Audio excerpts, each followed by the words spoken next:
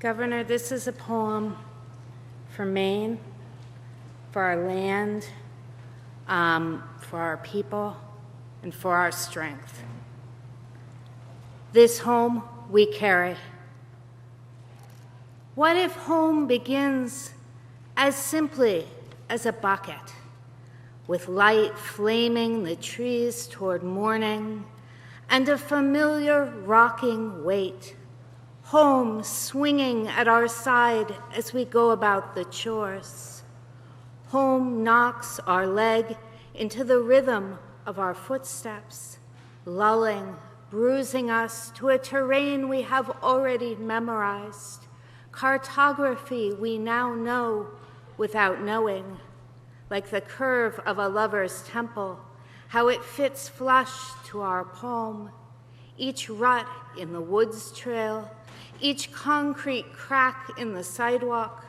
every expanse of field or lake below snow, granite screeing the mountain crests, granite spurring the coastline to chains of cliff and island, our strength indistinguishable from our beauty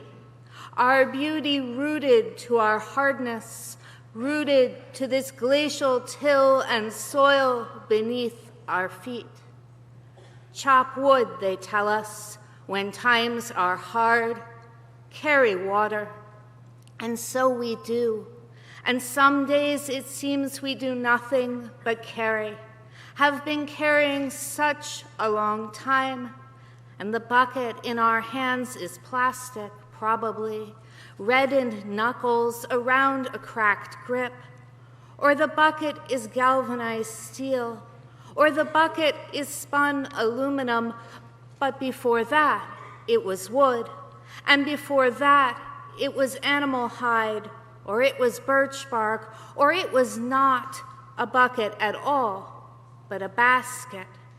woven strips of the brown ash tree, or the reed, a shindy, its earthy scent carried across the Atlantic from Somalia to weave again a new carrying,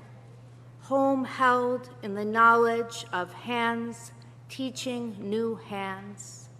For in this vessel we carry cinders, ashes, which are the spent remains of yesterday's fire, but also the memory of its warmth.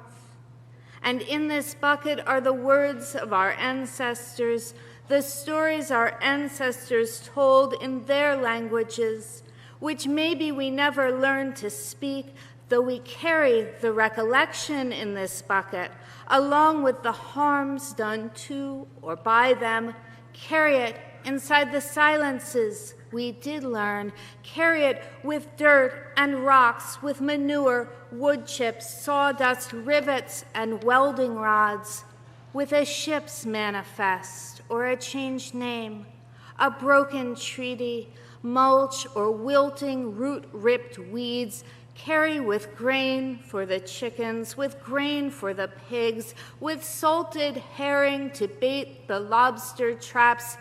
carry with all the ghosts and bones of our history, with the maps history has made of our ghosts and our bones. Carry in this bucket with the sweet scent of frost-burned apples, with the clear, cold sugar the maple trees bleed in the spring,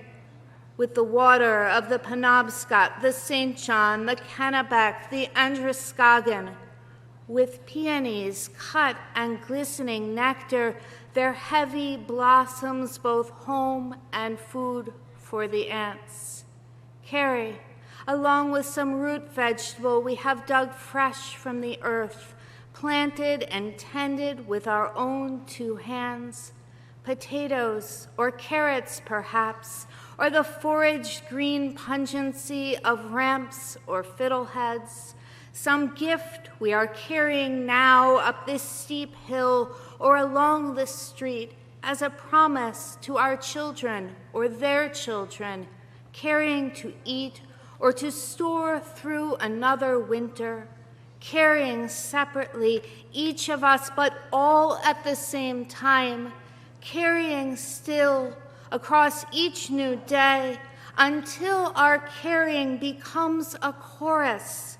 a linking, a lifting, a gathering. This offering we share with those we love, our arms outstretched to one another as we say, "Here, I have brought you a taste of our home." Thank you.